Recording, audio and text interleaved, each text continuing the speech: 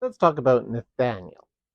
In the Gospel of John, Nathaniel is one of the first disciples called by Jesus. He's one of the 12 apostles. Maybe.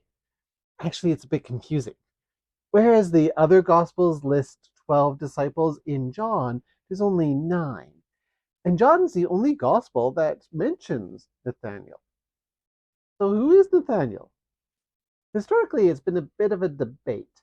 Augustine thought that Nathaniel shouldn't be counted as a disciple at all, but others have said that Nathaniel isn't actually Nathaniel, he's Bartholomew.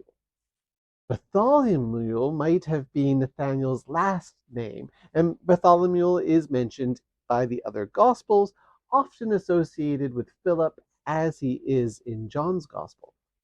So, Nathaniel Bartholomew, while not universally agreed to be the same person, does make sense. So then, who is this Nathaniel Bartholomew? Wow, this next bit gets a bit graphic.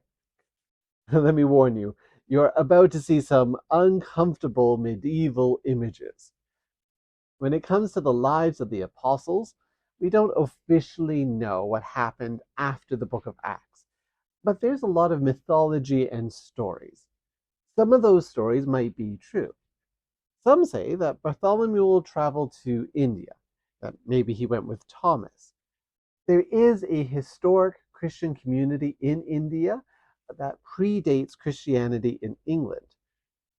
If he did, Bartholomew didn't stay long in India. He went next to Armenia. He, along with Jude, are credited with bringing Christianity to first century Armenia. And he is now the patron saint of the Armenian Apostolic Church. Again, these facts can't be independently verified, but oral tradition can sometimes be surprisingly accurate. So, perhaps. Where the story gets gruesome is in Bartholomew's death. Some say that he was kidnapped and drowned. Some say that he was hung upside down.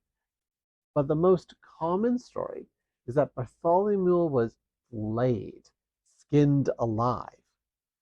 Ew, such a gruesome image, and medieval artists loved it.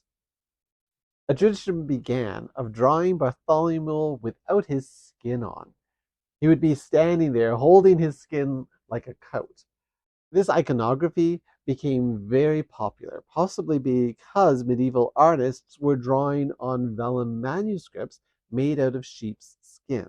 So they were thinking a lot about skin.